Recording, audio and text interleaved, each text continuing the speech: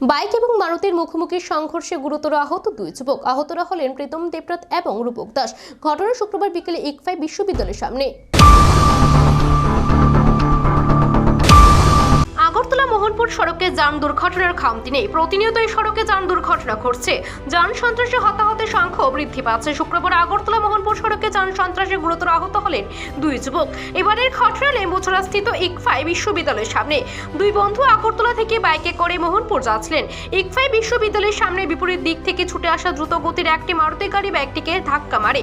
এতে রাস্তায় ছিটকে পড়ে গুরুতর আহত হন দুই যুবক। এরা হলেন প্রীতম দেবরাত এবং রূপক দাস। খবর পেয়ে দমকল কর্মীরা ঘটনাস্থলে ছুটে যান। তারা আহত দুই যুবককে উদ্ধার করে জিবি হাসপাতালে নিয়ে আসেন।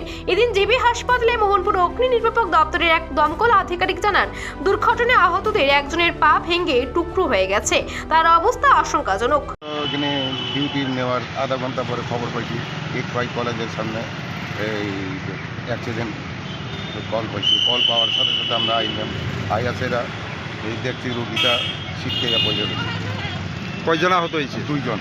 আচ্ছা, কিভাবে হয়েছে অ্যাক্সিডেন্ট? কীভাবে হয়েছে তো আমরা কোনো তলব করতে পারছি না।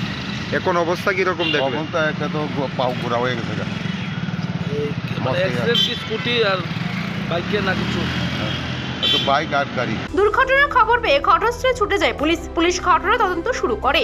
এই দুর্ঘটনার জেরে এদিন আগরতলা মোহনপুরের সড়কে বেশ কিছুক্ষণ যান চলাচল বন্ধ ছিল। Bureau report, Asian Times.